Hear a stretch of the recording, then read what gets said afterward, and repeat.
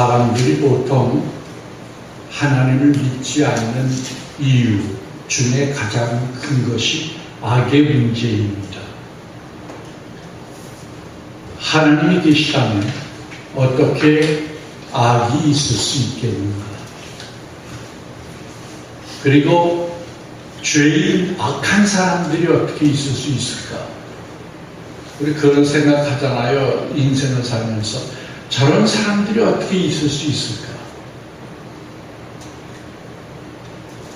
악의 책임은 누구에게 있는가? 적지 않은 사람들이 악의 책임을 하나님께 둡니다. 그래서 실망하기도 합니다. 믿음이라고 하는 건 뭘까요? 믿음은 악과 반대되는 하나님의 선을 믿는 겁니다. 하나님의 선하심을 믿는 겁니다. 욥은 어려움을 당한 거 우리가 잘 압니다. 재산을 다 잃었고 자식들을 다 잃었고 자기 아내까지 잃었습니다. 남은 게 하나도 없습니다. 자기 몸 하나 남았는데 그 몸까지 병이 들었습니다.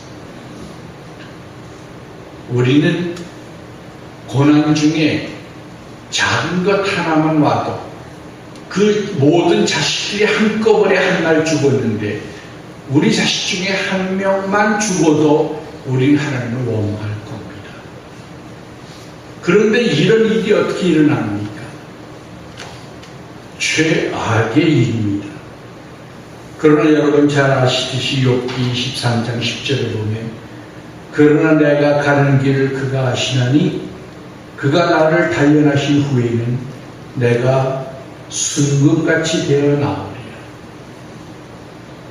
그 고난을 하나님의 단련이라고 고백하고 받아들였어요. 그리고 하나님을 신뢰했습니다. 이게 중요한 겁니다. 믿음이라고 하는 것은 어떠한 처지에 있든지 하나님을 옳습니다. 내가 이해하지 못해서 그렇지 하나님은 옳습니다. 내가 몰라서 그렇지 하나님은 선하신 분입니다. 그걸 믿는 겁니다. 그러면 종국에는 복을 받게 되어 있습니다. 야고보서 5장 11절을 보면 욥의 인내를 얘기하고 있습니다. 그래서 하나님이 결국에는 축복했다. 그게 야고보서의 말씀입니다. 오늘 본문에 보면은 잘 아시는 가라지 비유가 나와 있습니다. 농부가 밭에 씨를 뿌렸습니다. 그런데 종들이 보니까 뿌리지 아니한 가라지, 이건 잡초죠. 가라지가 나와 있습니다.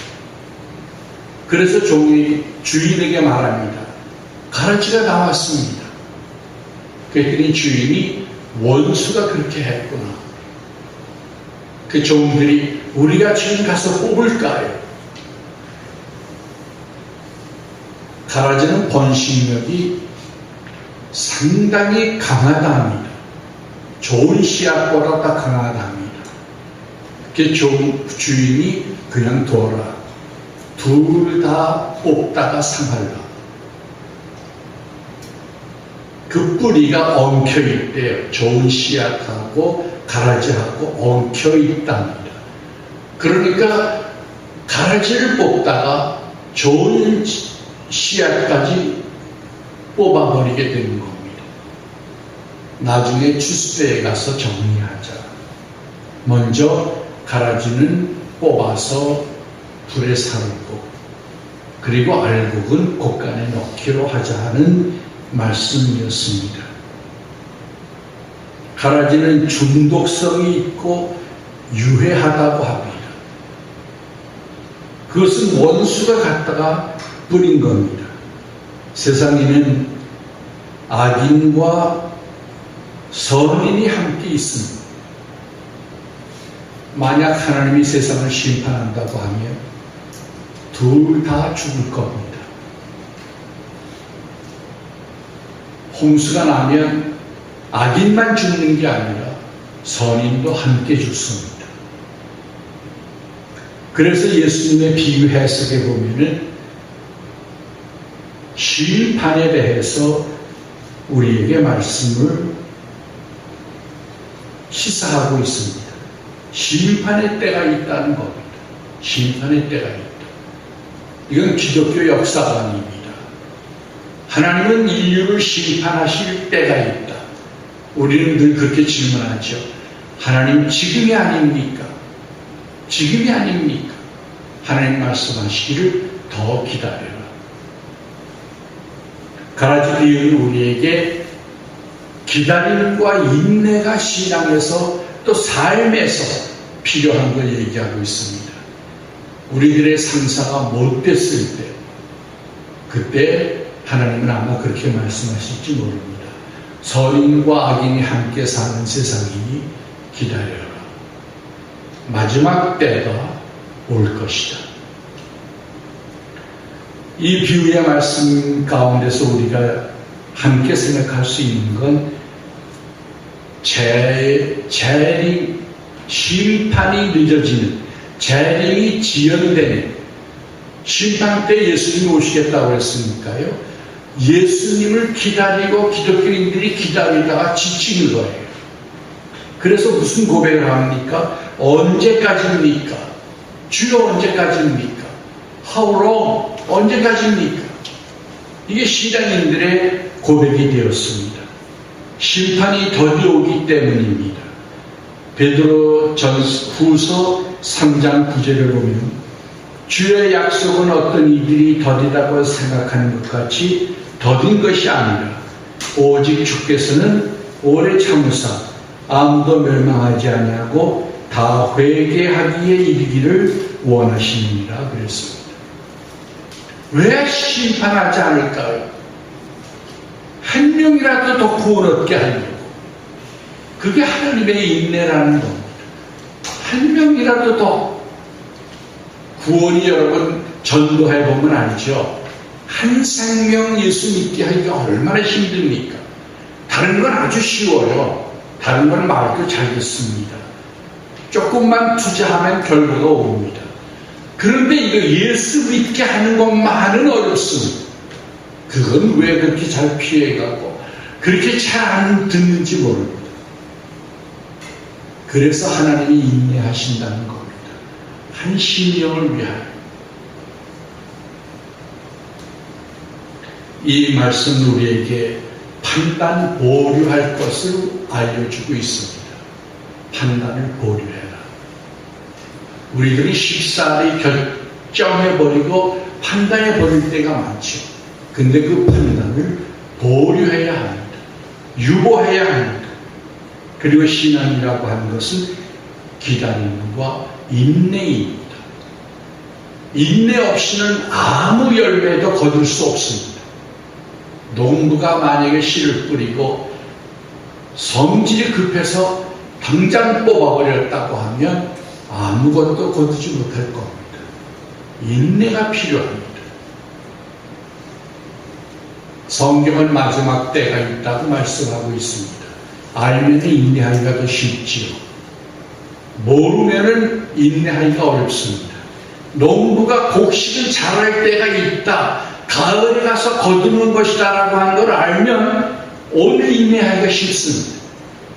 하나님은 인류를 심판하실 것이다, 악의 문제를 해결할 것이다 라고 하는 걸 믿으면 오늘을 신앙으로 기다리기가 더 쉽습니다.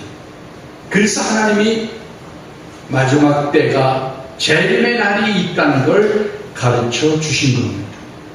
베드로후서 3장 8절입니다. 주께는 하루가 천년 같고 천년이 하루 같다는 이 한 가지를 잊지 말라. 하나의 생명을 얻기 위해서 하나님이 천년이 하루같이, 하루가 천년같이 기다리십니다. 그 심정을 우리가 안다면 우리가 오늘 전도하지 않을 수가 없는 겁니다. 삼위일체 하나님은 무슨 일을 하실까? 삼위일체 교리는 성경에는 없습니다. 그것은 교리지요. 그러나 성경에 있는 사상을 만들어낸 개념이 삼위일체라는 겁니다. 이 신앙은 기독교의 기본이요 근간입니다. 이 신앙을 버리면 안 됩니다. 성부, 성자, 성신, 삼신이다 이렇게 주장하면 그건 기독교가 아닙니다. 세 위가 계시지만, person, 세 인격이 계시지만 그러나 한 실체이시다. 그걸 믿는 것이 기독교의 신앙의 요점입니다. 그렇다면 성부 하나님께서는 무슨 일을 하실까요? 신학적으로는 창조하신 것을 보존하신다고 합니다. 하나님이 만드신 우주가 제대로 움직이도록 오늘도 보존하고 계신다는 겁니다. 요한복음 5장 17절에 보면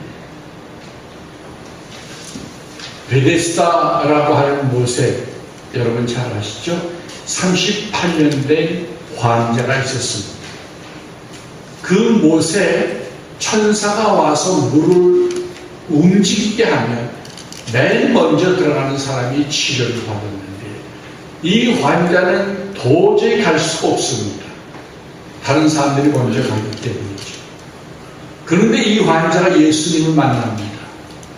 치료자이신 예수님을 만납니다. 예수님이 낫기를 원하느냐 물으셨죠. 주여 내가 낫기를 원하는데 먼저 들어갈 수가 없습니다. 그랬더니 뭐라고 하십니까? 내 자리를 들고 가라. 천사가 아니라 정말 치료하시는 분을 만난 거죠. 그래서 자리를 들고 가니까 그날이 안식일이었습니다. 유대인들은 율법의 안식일에 아무것도 안 하게 되어 있죠. 그래서 예수님을 공격합니다. 그때 예수님이 하신 말씀이 오늘의 요절입니다. 아버지께서 이제까지 일하시니 나도 일한다. 하나님의 긍휼하심은 안식일에도 끝일 수가 없다는 겁니다. 만약 우리들이 우리의 소가 물에 빠졌다면 안식일이라고 안 건지겠습니까? 해가 지도록 기다려서 그 다음날 건질 겁니까? 그럼 그렇지 않잖아요. 하나의 생명을 구하기 위해서 하나님은 안식일에도 하나님의 긍휼은 끝나지 않는다는 겁니다. 아들은 어떤 일을 하십니까? 로마서 8장 34절에 보면 그리스도 예수시니 그는 하나님의 우편에 계신 자요 우리를 위하여 간구하시는 자신이라 그랬습니다. 히브리서 7장 25절에 보면 이는 그가 항상 살아계셔서 그들을 위하여 간구하시니라 그랬습니다. 예수님이 이 세상에 계실 때 여러분 잘 아시죠? 베드로가 3번 부인하게 되죠. 예수님을. 놀라운 일입니다. 예수님의 수제자가 예수님을 부인하고 마지막엔 저주까지 했습니다. 아주 신앙의 끝까지 나라까지 떨어진 거예요. 근데 예수님이 뭐라고 그러셨습니까? 누가복음 22장 32절에 보면은 그러나 내가 너를 위하여 내 믿음이 떨어지지 않길 기도하였노라. 예수님이 베드로의 믿음이 떨어지지 않길 기도했기 때문에 베드로가 신앙을 다시 회복한 겁니다. 예수님이 지금 하신 일이 뭡니까? 우리를 위하여 이 땅에 오셨죠. 보좌를 버리고. 그리고 십자가를 지셨습니다. 그것으로 우리는 구원을 얻습니다. 그러나 예수님은 거기서 끝난 게 아니라 지금도 보좌 우편에서 우리를 위하여 간구하신다고 했습니다. 예수님의 기도 소리가 들리지 않습니까? 여러분이 회의에 빠져 있을 때 여러분을 위하여 간구하시는 예수님의 기도 소리가 들리지 않습니까?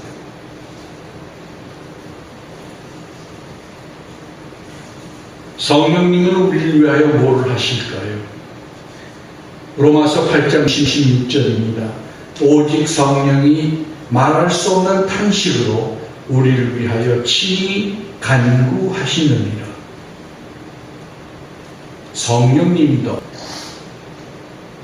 성령님은 영이시기 때문에, 하나님의 영이시기 때문에 하나님의 뜻대로 기도한다고 그랬어요.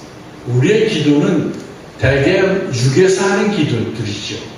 그러나 성령의 기도는, 우리를 위하여 간구하는 성령의 기도는 우리의 가장 문제를 알고 하나님 앞에 하나님의 뜻대로 중보의 기도를 드려주시는 겁니다. 그 기도는 꼭 이루어지는 거죠. 그러니까 하나님의 뜻대로 하는 기도니까 이루어지죠. 성령께서는 예수가 누구인지를 알게 하시고, 하나님이 누구인지를 알게 하시고, 깨닫게 하시고, 회심하게 만들어 주십니다. 결단하게 만들어 주십니다.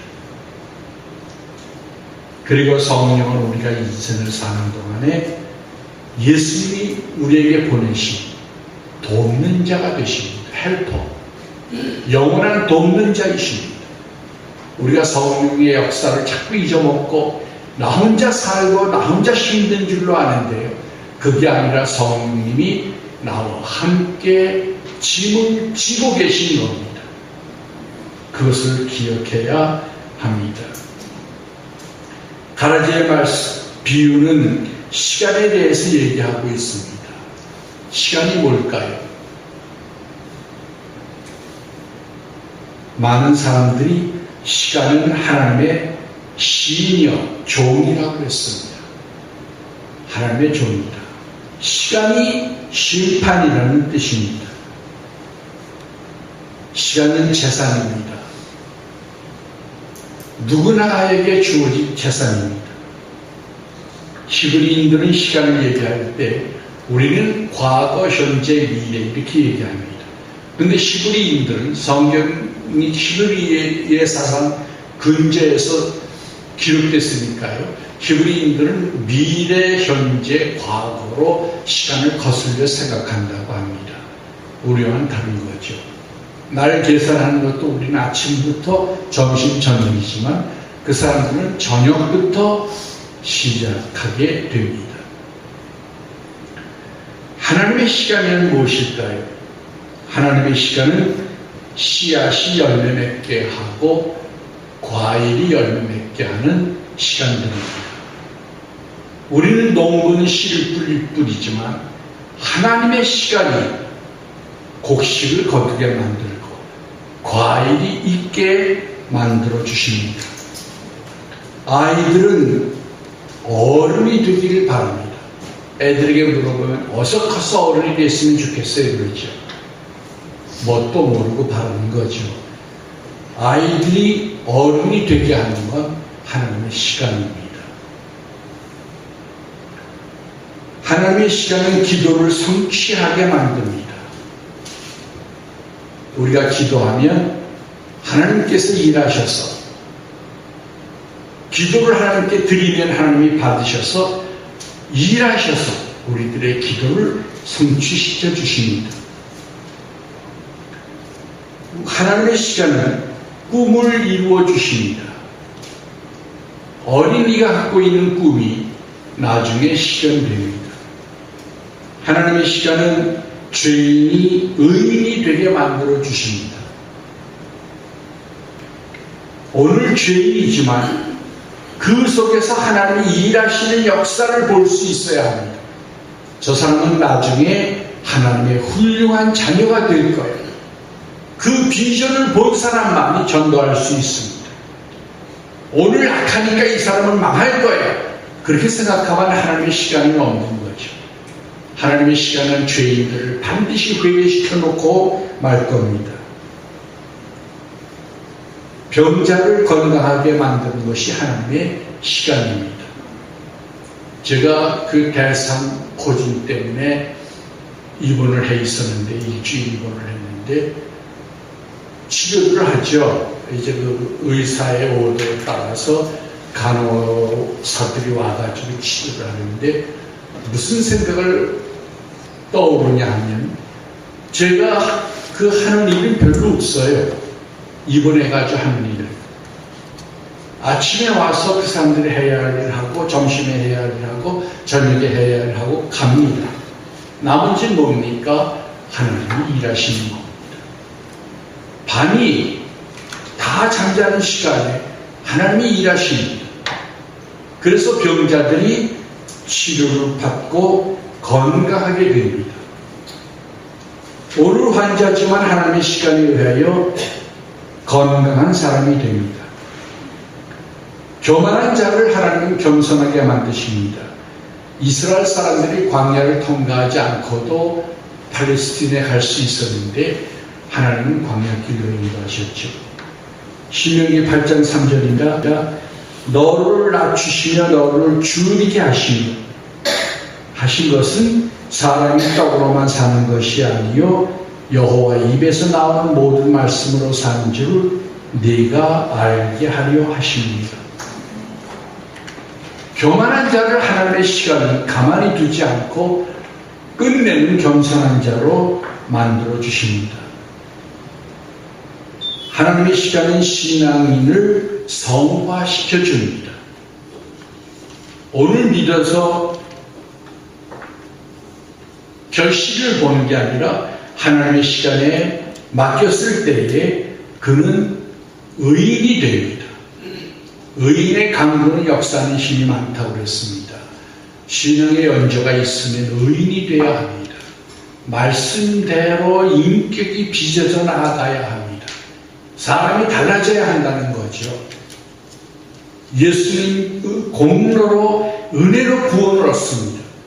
그러나 그것만 강조하고 늘 어린애처럼 제자리 걸음을 하면 안 됩니다. 신앙인들은 말씀으로 성화되어 가야 합니다. 그건 하나님이 만드신 겁니다. 오늘 회개하면 하나님의 시간은 우리를 성화시켜 줄 겁니다. 하나님의 시간은 역사를 심판하십니다. 성경에 보면은 오늘도 그 태양, 오늘도 그 달인데 어디 심판이 있겠어? 그러고들 얘기합니다. 그러나 하나님의 시간은 반드시 역사를 심판할 날이 올 것입니다. 역사는 두 가지가 되어 있습니다. 사탄의 시간이 있고 하나님의 시간이 있습니다. 사탄은 이렇게 얘기합니다. 이번 한 번만. 그래가지고 결국 그를 패망시킵니다. 그러나 하나님의 시간은 우리를 살리고 치료하고 구원하고 성화시키고 돕습니다. 오늘 우리들은 어느 시간에 참가할 겁니까? 두 가지 시간은 반드시 우리 앞에 있습니다. 하나님의 시간에 손잡으면 우리는 기적을 체험하게 될 겁니다. 꿈이 보이지 않습니까? 내 인격의 꿈. 사람들은 외부적인 것만 자꾸 생각하죠. 돈, 명예, 직위, 이 발전만 생각하지 내 인격과 속사람이 달라지는 건 생각지 않습니다.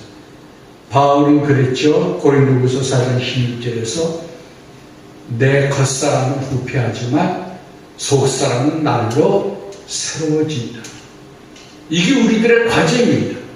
속사람이 날로 새로워져서 하나님이 우리들의 간구를 들을 수 있는 지경까지 가야 합니다. 아브라함도 하나님을 신뢰해서 하나님 앞에 간구의 응답을 받았듯이 말입니다. 오늘 우리는 하나님의 시간에 참여하실 수 있길 바랍니다. 하나님이 지금도 일하고 계십니다. 역사하고 계십니다. 그 시간에 하나님께 여러분을 던져버리시길 바랍니다. 기도하겠습니다. 살아계신 하나님 감사합니다. 은혜로 저희들을 구원하게 하시고 매일매일 이른 비와 늦은 비를 주시는 것을 감사합니다. 하나님, 저희들이 하나님의 시간에 우리 자신을 맡겨서 우리가 오늘은 볼품없지만 하나님의 인정을 받는 의인들이 될 수 있도록 축복하여 주시옵소서. 예수님의 이름으로 감사하고